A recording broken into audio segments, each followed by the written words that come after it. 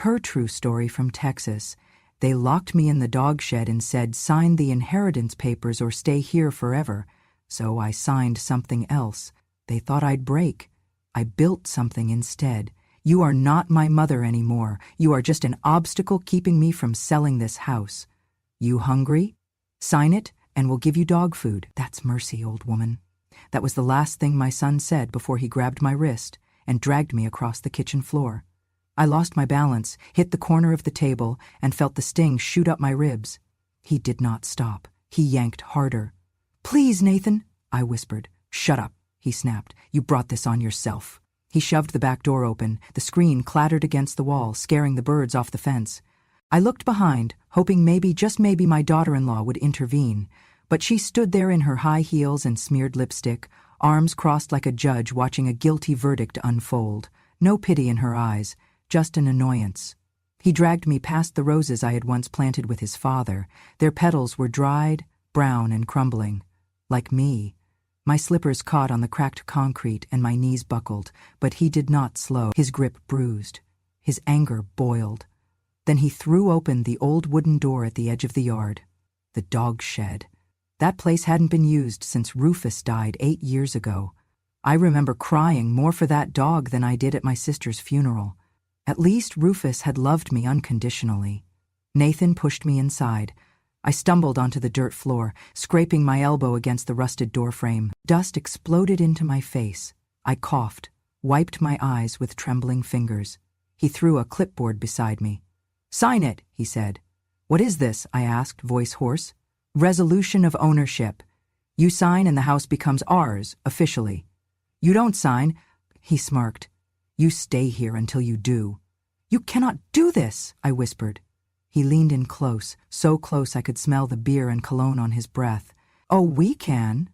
You are old, confused, unstable. You think anyone's gonna believe you? Hell, we'd tell the neighbors you wandered off, they'd believe that too. But if you sign, well, maybe you'll get to sleep inside tonight. He turned to leave, then stopped at the door and added with a sneer. You hungry? Sign it and we'll give you dog food. That's mercy, old woman. Then he slammed the door shut. The latch clicked. I was alone. I sat there, the clipboard resting on the floor like a landmine. The heat in that shed was unbearable, thick like soup. The stink of mildew clung to the walls. There was no window, just a crack where the plank had warped, letting in a narrow slice of Texas light. I stared at that light for a long time. I was 74 years old. My husband had died 3 years earlier, leaving behind half the house in my name and the other half in a trust we set up together. I had not touched a dime of the retirement funds. Not until Nathan and his wife moved back in to help after they both lost their jobs. At first, they brought groceries, cleaned the yard, said all the right things. We'll take care of you, Mom, they promised. You won't have to lift a finger. Then they started using my car without asking, took over my bedroom just for a month, disconnected the landline, began opening my mail. I chalked it up to stress, to their age, to the times. But the real shift came the day my daughter-in-law looked me dead in the eye and said, "This is not your house anymore. You just live here."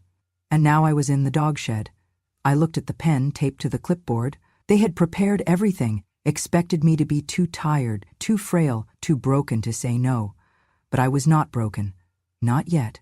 I pressed my hand against my chest and felt my heartbeat, steady, strong. I had raised that boy. I had worked nights, cleaned toilets, mopped blood off hospital floors when I took double shifts. I had done everything a woman was supposed to do, sacrificed, endured, prayed, and still ended up here. They thought they were burying me, but they forgot something important. I remember where every legal document is stored. I remember whose name is still on the second page of the deed. I remember the phone number of the one person who still believes I matter. I did not touch the clipboard. I curled up in the corner of that shed, knees to my chest, and whispered into the darkness, "They will regret this." I did not scream, I did not beg, but inside something shifted. Not rage, not grief, something older, something deeper. A seed, hardened by age, cracked open, and in that crack I planted something stronger than pain. They thought I would sign, they thought I would break, they thought they had locked me up for good, but what they really did was let me go. I was not always this frail thing they shoved into the shadows. Once, I stood straight and tall, ruler in one hand, chalk in the other, teaching third graders how to read their first chapter books in a sunlit Texas classroom. My name was on bulletin boards. My handwriting was neat and round. I knew every student's middle name and the color of their backpacks. I stayed late to tutor the slowest learners and packed extra sandwiches for the ones who came to school hungry. Back then, my world was small but full. My life was not glamorous, but it was steady, built on books, lesson plans, and quiet evenings with my husband, James. James was a veteran. He had the kind of silence in him that only men who had seen war carry. He came back from overseas with bad knees and nightmares, but he worked hard, saved every dime, and promised me one thing. This house is yours, no matter what happens. This land will be your shield when I'm gone. And it was. Until it wasn't. Nathan was born during a hot June, while the ceiling fan spun uselessly above our hospital bed. He had the biggest eyes, wide like he already didn't trust the world. I remember holding him and whispering, "You're safe now." And I meant it. Raising him wasn't easy. Money was always tight. When James lost his job during the oil crash, I picked up substitute teaching gigs wherever I could. Some days I'd teach history in the morning and mop floors by midnight. I once pawned my mother's pearl earrings to buy him a saxophone he wanted so badly. Another year, I sold my wedding ring to cover his tuition deposit after he got into college. I told James it was just a thing, but I cried that night. We did without vacations, without new clothes, without complaint. I was proud of that, proud to be the kind of mother who sacrificed without keeping score. Nathan used to hug me every morning before school. He used to leave sticky notes on the fridge. "Thanks for the grilled cheese, Mom," or "Good luck with the PTA meeting." I saved some of them in a box under my bed. The ink faded, but the memory stayed. But time changes people, or maybe comfort does. When James passed away, the house got quieter. Nathan had his own family by then, married a woman named Tanya who wore too much perfume and never smiled with her eyes. They were struggling financially. "Just for a little while, Mom," he said, "until we get back on our feet." I opened my door, set out clean towels, gave up my bedroom, told myself it was temporary, but temporary stretched into forever. They brought in new furniture, rearranged the living room. "Your couch squeaks," Tanya had said. They changed the curtains, replaced my tea kettle, and threw away the Afghan James's mother had crocheted for me. "It's dusty," they explained. I told myself it was just their way. I bit my tongue every time she rolled her eyes at my stories or scolded me for leaving crumbs when I made toast. I tried to make peace. I offered to help cook. She refused. "We have our routines, Marilyn," she said, using my name like a stranger. Nathan changed, too. Slowly, subtly. He stopped asking how my day was. He started calling me her instead of Mom when talking to Tanya. He once corrected me in front of their friends when I mentioned James's old fishing spot. "That was before GPS, Mom," he laughed. Everyone else did too. I laughed along, but something in me chipped. The house that once held birthdays, anniversaries, and quiet Sunday dinners now felt like a waiting room for my absence. They began locking the door to the master suite. My things were moved to the laundry room. Tanya said it made more sense, easier access, she claimed. One night I found her throwing away my spice jars. "They're expired," she said without looking at me. I had bought them just 6 months earlier. Then came the papers. I remember the first time they mentioned streamlining the estate. Tanya wore lipstick that day, bright and glossy, like she was heading to church. "We just want to simplify things," she said. "You know, prepare for the future."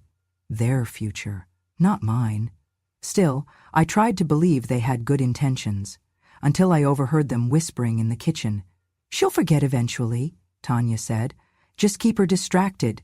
"She's old," Nathan replied. "What's she going to do, sue us?" I stood behind the corner, holding a teacup that suddenly felt heavier than stone. That was the moment it all turned. The moment I stopped telling myself they were just young and overwhelmed. The moment I saw the truth. This house was no longer my shield. They had turned it into a trap. But if they thought I was too soft, too senile, too far gone to fight back, they forgot something critical. I may have taught elementary school, but I never stopped learning. and I never forgot how to protect my own. There comes a moment, I think, when you realize you have become invisible in your own home. Not quiet, not respected, invisible. It began with the chair. I had a recliner, old, brown, fraying at the edges. James used to fall asleep in it watching baseball. When he passed, I moved it to the corner of the living room where the afternoon sun hit just right. It was my place, my spot to read, to pray, to remember. One morning, I walked into the living room, and the chair was gone. Tanya said it didn't match the new aesthetic, Nathan said, not looking up from his phone. I stood there like a guest who'd walked into the wrong house. Where is it? In the garage, or maybe the dump, he mumbled. They replaced it with a sleek, modern sofa, all gray angles and cold lines. I sat on the edge once, and Tanya wrinkled her nose. Please don't sit there, Marilyn. We just had it cleaned, and... She hesitated, then waved her hand near her nose. It's just... You know. I did not know. Until the next day, when I heard her on the phone. She smells like old books and Vicks VapoRub. I can't take it. I stood in the hallway, holding the laundry I had just folded for them, and listened to her laughter echo through my bones. After that, I started eating on the back porch. At first, it was my choice. I told myself the breeze was nice. The birds kept me company. I pretended it was my idea. But soon, they stopped setting a place for me at the table.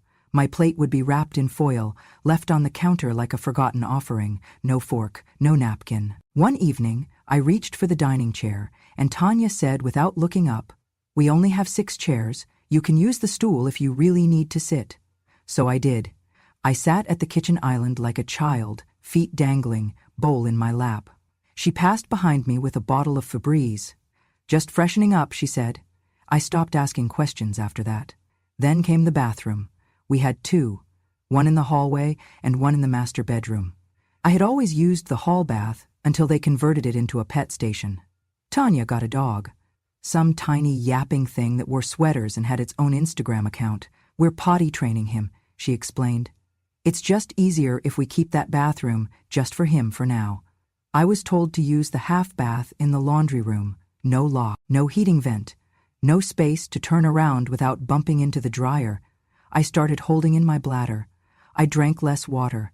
My doctor had once warned me about dehydration, but what was worse, kidney stones or shame? At night they locked my bedroom door from the outside. Nathan said it was for my safety. "You wander, Mom," he said. "You could fall. You could get confused." "I'm not confused," I said. He smiled like you do to a toddler throwing a tantrum. "Sure, Mom." They installed a lock on the outside of the guest room door. Every night at 9:00 p.m., Tanya would knock once, then click it shut. "We'll unlock it when we wake up," she said, as if that was kindness. I learned not to need the bathroom at night. I learned to stop drinking tea after noon. I learned to count the hours between freedom. But I also learned something else. I learned to listen. They had grown comfortable, arrogant even. They spoke freely, not realizing I heard everything. Tanya would walk past my door on the phone, saying things like, "We'll sell it once she's officially out. I don't care how we get it signed." "She's slipping," Nathan would reply. "Half the time she can't remember what day it is." I remembered. I remembered everything. I took out the old sweater I kept at the bottom of my drawer, the one James used to call my Christmas cookie cardigan, because I always wore it when baking. Inside the lining was a tear I had sewn shut. I opened it again and slipped in a small notebook. Every night, after the lock clicked and the house quieted, I would write. I wrote what they said, what they did, what they fed me, what I saw. Dates, times, words. I kept the writing small, precise. I had been a teacher, after all. I documented the day Tanya shoved me out of the bathroom with the words, "Go outside if you're that desperate." I wrote about the time Nathan took my phone and erased my contacts. About the doctor's appointment they canceled without telling me. I wrote until my fingers ached. I called it my record of dignity, because even if they erased me from their dinner table, from their holidays, from their family photos, I would not let them erase me from the truth. The truth was, I was still here, still thinking, still remembering, still fighting in silence. They had taken my chair, my place at the table, my bathroom, my bedroom door, but they had not taken my mind. And they had not taken my will. The night it happened, the sky cracked open like judgment itself. Thunder rolled over the hills, and lightning danced across the porch rails, lighting up the backyard in flashes like a broken strobe light. Rain poured down in sheets so thick it was hard to breathe without swallowing it. It was the kind of storm that made animals tremble and children crawl under beds. They chose that night. Nathan and Tanya were hosting people. I could hear the laughter long before the door even opened. Music thumped through the walls, and the smell of grilled meat and expensive wine wafted under the crack of my door. I wasn't invited. At 9 sharp, Tanya knocked on my door, once, like always, and clicked the lock shut. But not for long. An hour later, they came back. Nathan opened the door this time. He had that look in his eyes again, the one I used to see when he was a boy caught lying but doubled down instead of confessing. He looked behind him once, made sure no one was watching, then stepped into my room, holding a thin plastic poncho and the clipboard. "Put this on." I stared at him. "What?" "We're moving you," he said flatly. "Too many people in the house tonight. Don't want anyone getting the wrong idea." I sat on the bed. "The wrong idea that your mother lives here?" He grinned without humor. "Exactly."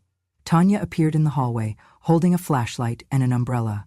"She's not coming through the house," she said. "Take her through the back." I was barefoot. I tried to grab my sweater. Nathan snatched it away. "Poncho's enough," he said, and then he took my arm, not gently, not with hesitation. He pulled me through the back door, out into the storm. My feet hit the cold, wet mud. The rain soaked my nightgown in seconds. I could barely see through the waterfall pouring from the sky. The wind whipped the poncho around like a flag at half-mast. I knew where he was taking me. The shed. That God-forsaken shed. He opened the door, shoved me inside, and closed it before I could turn around. The bolt slid into place with a sound that would echo in my ears for years. There was no light, no blanket, no dry place to sit. I stood in the dark for a long time, too stunned to move. The smell of rot, mold, and old motor oil hit me first. Then the cold. My bones throbbed, my teeth chattered. I pressed myself into the corner, curled my arms around my knees, and listened. Laughter. Music. Wine glasses clinking. I heard Tanya yell, "Turn it up!" and someone shouted back, "This playlist is fire!" And I sat in the mud, in the dark, in the cold. I could have been a dead dog and they would not have known, or cared. That was the moment something inside me broke. Not in the way they wanted, not into pieces. It broke like a shell cracks when something stronger is ready to come out. I thought of James. I whispered his name. I said it like a prayer, like a lifeline. "James, can you see this?" The rain pounded harder. The wind howled through the cracks in the walls. Water leaked from the ceiling and ran down the back of my neck. My hands were numb. My hip ached from the cold ground. But what hurt most was not physical. It was the betrayal. The complete abandonment, the way my own son, my only child, had looked at me like trash, like I was nothing but a signature standing between him and a payday. I thought of the birthday cakes I baked from scratch, the soccer games I never missed, the night he threw up at 3:00 a.m. and I held him until morning, the way he used to hold my hand when crossing the street, the way he used to whisper, "Don't leave me, Mommy." And now, he left me in a shed, in a storm. For what? A deed? A house? A future built on cruelty? No. No more. That night I made a decision, not a loud one, not the kind that comes with shouting or threats. It was a quiet decision, born in the mud. I would not forgive them, and I would not sign. They had shown me who they were, and now I would show them who I had been all along. Not weak, not forgetful, not broken. I would not leave this world as their victim. I would not vanish in silence. I would not die in a shed. I would survive, and when the time came, I would rise, and they would remember, not my weakness, but my will. The night after the storm, the air turned still and mean. The mud in the shed had dried into crusted patches, and the stale stench of mildew clung to everything like a second skin. My body ached in places I had forgotten existed, but I was still alive, still thinking. I sat hunched in the corner, watching the light change through the wall crack. It was afternoon, I guessed. Maybe Sunday or Monday. The days were starting to blur. That was when I heard the knock. Not the sharp rap of Nathan's hand or Tanya's impatient tap. This was soft, hesitant. I froze. "Signora Marilyn?" A girl's voice whispered through the crack. Are you okay?" I knew that voice. Rosa. She was the teenage granddaughter of the Mexican family that lived next door, the Vasquezes. Her grandparents kept chickens and played music that floated through our yards on Sundays. Rosa used to wave to me when she was little. I had once helped her with a science fair project on butterflies. "Is that you, sweetheart?" I croaked. There was silence, then a trembling. "Oh my God, they really locked you in here?" I heard rustling. Then a hand slipped through the base of the wall, wrapped in a plastic grocery bag. "Here," she whispered. "Pan dulce. And a little water." I took it slowly. My hands shook. I opened the bag and bit into the sweetbread, tears pricking my eyes as the sugar hit my tongue. "I saw them," she whispered. "At the party." Laughing. I told my mom something was wrong, but she said not to get involved. But I couldn't. "Senora, do you want me to call the police?" "No," I whispered, with more strength than I'd used in days. "Not yet." She was quiet. "Do you trust me, Rosa?" I asked. A pause. "Yes." "Then I need you to trust that I'm not done yet." The next evening, she came again, this time with a flashlight and a rolled-up blanket tucked in her backpack. She passed it through the same crack along with a pencil and a tiny notebook. "I thought, maybe you'd want to write something," she said. I smiled for the first time in days. Smart girl. It became a ritual.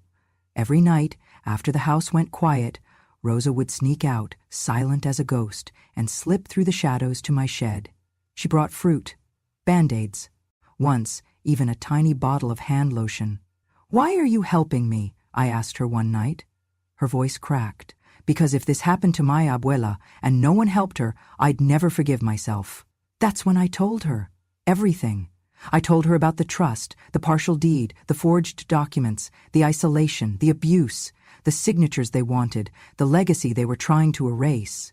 Her eyes burned with something fierce. "I just graduated," she said. "Pre-law. I haven't even passed the bar yet, but I know enough I can help." The next night she brought a small folder and a portable scanner. "I borrowed it from my cousin," she said. "He works IT. They don't check his bag." We worked by flashlight. I dictated, she typed. We read every page twice. We referenced every clause. She knew the language. I knew the weight behind every word. Then, she said the words I'll never forget. "Do you want to write a new will?" I stared at her, stunned. "I can't notarize it," she said quickly, "but I know someone who can, a friend from school. She's licensed. We can get her here, quietly." A beat of silence passed.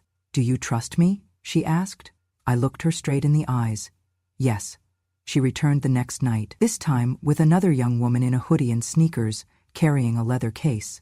They stepped into the shed like they were entering a sacred space. Quiet, respectful. I sat on the damp floor, draped in Rosa's blanket, and held the pen with fingers that trembled only slightly. The notary checked my ID, asked her questions, followed protocol. Rosa held the flashlight, and I signed. A new will, a new trust, a new future. I left everything, not to Nathan, not to Tanya, not to blood that had betrayed me, but to something greater. To the battered women's shelter that had once helped a friend of mine escape a violent husband. To the library that had given me sanctuary in my loneliest years. To a foundation in my husband's name that would support elderly women left behind by their families. And I signed my name like it was an oath. Rosa smiled, eyes glistening. "You did it," she whispered. "No," I said. "We did." They left silently, documents hidden in a backpack, flashlight off until they reached the sidewalk. I curled into the corner and closed my eyes, heart full. The world had betrayed me, but a stranger, barely 20, had saved me. And tomorrow I would begin again. The courtroom was colder than I expected, not just in temperature but in feeling, the kind of chill that settles deep in your chest no matter how many scarves you wear. I sat near the front, in my wheelchair, wrapped in the same brown cardigan I had worn when I first met the judge years ago for a different case, when James and I filed for our trust. It felt like a lifetime ago. Nathan and Tanya walked in like they were attending a fashion gala, not a court hearing. She wore a tight navy dress, pearl earrings, and a fake solemn look smeared across her face. He had on a charcoal suit I didn't recognize, probably rented, his hair slicked back too much, his cologne entering the room before he did. They didn't look at me. But I saw the smirk, that small curl at the edge of Nathan's lips that said, "This is already over." They sat across from me with their attorney, a young man who looked barely out of law school but smug enough to have watched too many courtroom dramas. He adjusted his tie, opened his briefcase, and handed over the copy, the supposed will with my signature. A messy, shaky scrawl on the bottom of a boilerplate template. They had no idea I was left-handed, and that I'd faked the tremble. The judge was an older woman, gray hair in a tight bun, sharp eyes, no patience for nonsense. She looked over the document, raised an eyebrow, and turned to me. "Mrs. Monroe," she said, her voice even, "do you recognize this signature?" I leaned forward slowly, let the silence stretch. Then I said, loud and clear, "I do not."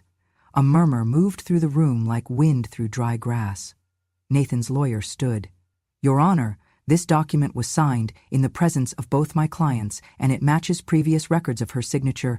"It does not match mine," I interrupted, not raising my voice, "because I never signed it, not willingly, not knowingly, and not in any condition that could be considered legal." The judge held up a hand. "We'll allow testimony." That's when the door at the back opened and in walked Rosa. Beside her, a tall man in a crisp dark suit, a confident stride, and a silver wedding band glinting on his finger. "My counsel," I said. Nathan blinked. Tanya's head snapped toward the man. He took his place beside me, nodding politely to the judge. "Counselor, please introduce yourself," the judge said. "My name is Miguel Vasquez," he said, "licensed attorney in the state of Texas, representing Mrs. Marilyn Monroe in defense of her estate, her autonomy, and her lawful documentation, including a notarized, updated will and trust." Nathan's face turned gray. Miguel continued, handing the judge a sealed folder. "Inside you will find notarized documents drafted under my supervision, recorded communications of verbal coercion, and photographic evidence of Mrs. Monroe being held in conditions that violate both elder care statutes and basic human decency." "Objection," Nathan's lawyer barked. "This is outrageous. Where is the proof?" Rosa stood up. "I'm the proof." She held up a flash drive. "I documented it. The shed, the injuries, the food or lack of it, the way they talked to her. I brought meals. I brought a notary. I have records." Tanya stood up. "You're just a neighbor's kid." "No, ma'am," Rosa said, calm but steady. "I'm also pre-law, and I know what elder abuse looks like." Miguel nodded toward the judge. "Your Honor, we request this false will be thrown out, and charges investigated against Mr. and Mrs. Monroe for attempted fraud and unlawful coercion of a dependent adult." The room went dead silent. The judge flipped through the new documents. Her eyes narrowed as she read. Then she set the folder down and looked directly at Nathan. "You brought a falsified document into my courtroom, Mr. Monroe. That is perjury. You attempted to defraud your own mother. That is theft. And from the evidence presented, I see grounds for further investigation under elder abuse laws." Nathan opened his mouth. Nothing came out. Tanya tried to speak. "But we thought—" "No," the judge snapped. "You wanted. That's not the same as thought." She turned to me. "Mrs. Monroe, the court upholds the most recent and notarized version of your will. Your estate remains in your control, and your family, should you even call them that, has no legal claim." I exhaled slowly. Not victory. Relief. Rosa squeezed my hand. As we turned to leave, I looked over my shoulder. Nathan stood frozen, his face ashen. Tanya sat with her hands clenched into fists, so tight her knuckles turned white. I did not speak. I did not need to, because for once the silence was mine, and it was louder than anything they had ever said. The courthouse doors swung open, and for the first time in weeks I felt real sunlight on my face. It was warm, not just on my skin but in my chest, my bones, my breath. Rosa pushed my wheelchair down the marble steps, slowly, carefully. Miguel walked beside us, briefcase in one hand, eyes scanning the street as if expecting Nathan and Tanya to appear again and try one last trick. They didn't. They had slunk out a side door, their lawyer trailing behind, all three too stunned or too ashamed to face the world they thought they'd conquered. The judge's ruling had been clear. The will Nathan forged? Nullified. The coercion? Documented. The estate? Permanently transferred under my direction. The house? No longer his inheritance, no longer mine either, not anymore. It now belonged to something bigger. That was always the plan. 2 weeks later I returned, not to live, but to witness. The old house had been scrubbed clean of its past. The mold on the baseboards had been bleached. The carpet, stained with years of secrets, was torn out and replaced with warm wood floors. The kitchen gleamed. The air smelled like lavender and lemon and fresh-baked bread. A new sign hung above the porch steps.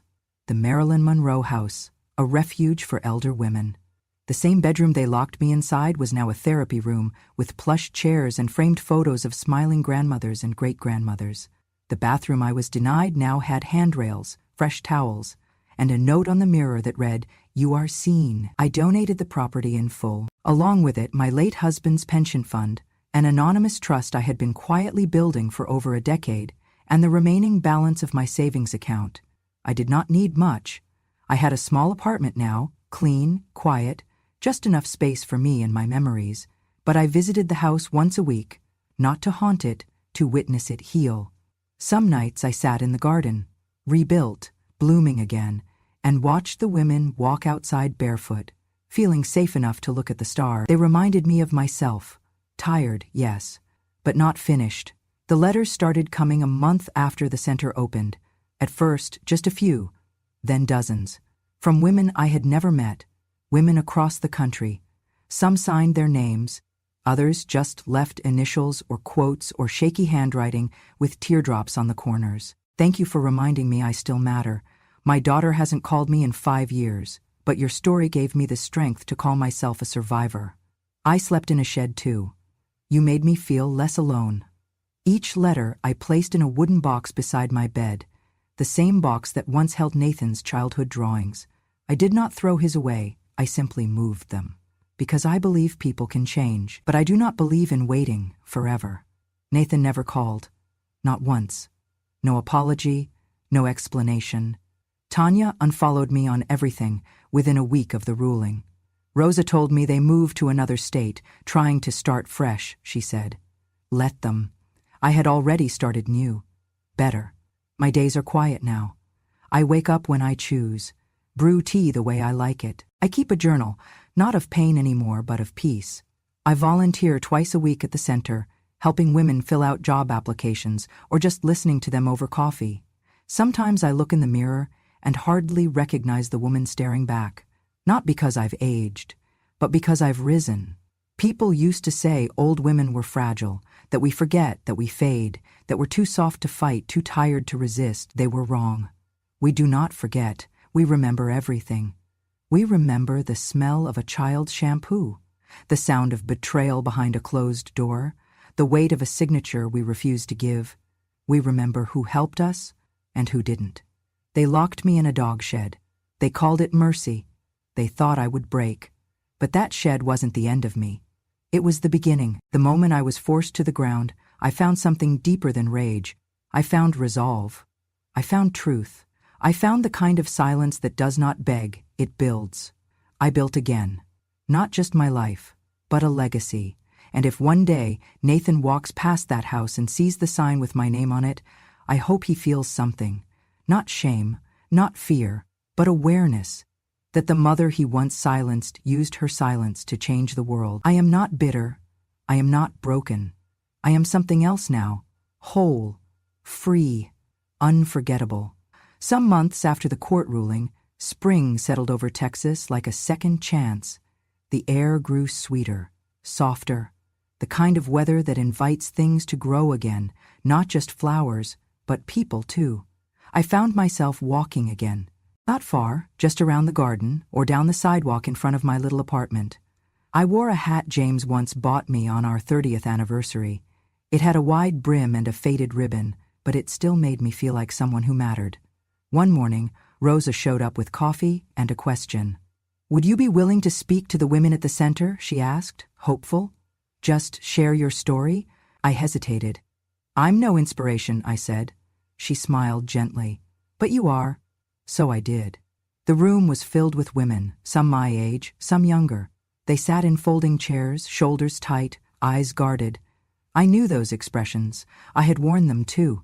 I told them everything, not just about the shed, but the before, the years of silence, the slow erasure, the 1,000 tiny humiliations that most people overlook because they don't leave bruises.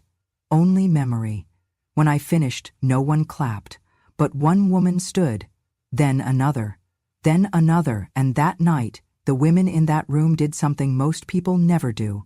They saw me, not as a victim, as a mirror. From then on, I came every week. I led a writing group. We called it the Unwritten Letters. Each woman wrote one letter to someone who hurt her, left her, forgot her. Letters never meant to be mailed, but always meant to be heard. We read them aloud, we cried, we laughed, we stitched ourselves back together line by line. One afternoon, Rosa brought a stack of mail. "This one's from Minnesota," she said, handing me an envelope with no return address. Inside was a short note in pencil. "My daughter left me at a gas station 6 years ago. I thought that was the end, but then I heard your story. I found a place to stay. I'm safe now. Thank you." I stared at the paper for a long time. Then I folded it and placed it in my box, the one that now held hundreds of thank yous from strangers who were no longer strangers. Meanwhile, the house, the one they once tried to steal, had blossomed into a living thing, a place of rhythm and routine and hope.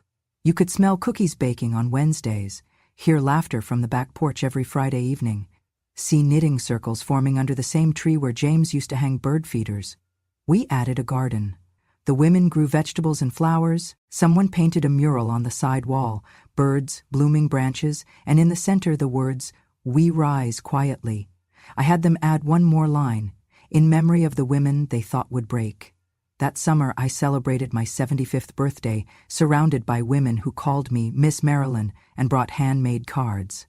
They gave me a cake shaped like a doghouse, with the words, "From the shed to the summit," written in pink icing. We laughed so hard we cried.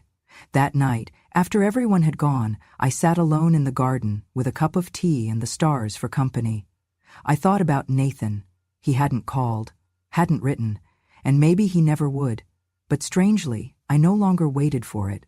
Forgiveness isn't forgetting. It's choosing to live without needing the apology that never came. I looked up at the stars and whispered, "I made it, James. I really made it." And in the rustle of the wind, I swear I heard him say, "I always knew you would." Now, every month, a new woman moves into the house. Each one arrives with her own history, her own heartbreak, her own silence, and each one leaves with something more. A key, a journal, a chance. As for me, I keep walking, keep writing, keep remembering. I am no longer invisible. I am part of something that matters. And, in the quietest moments, when the world goes still and the moon rises over the porch, I smile to myself, not because I won, but because I endured. And in the end, that's the most powerful story of all. If this story stirred something in you, if you've ever felt overlooked, unheard, or locked away in your own kind of silence, then you're not alone. Here on Grama True Stories, we share the voices the world tried to forget. Stories of betrayal and quiet revenge, of dignity rebuilt in the dark, of women who didn't break, they built. So if you believe that truth has power, if you believe that silence isn't weakness, it's memory, then subscribe. Join us. Because revenge has no expiration date. And when a grandma speaks, the world finally listens. Subscribe now to Grandma True Stories, where every story is true and every truth matters.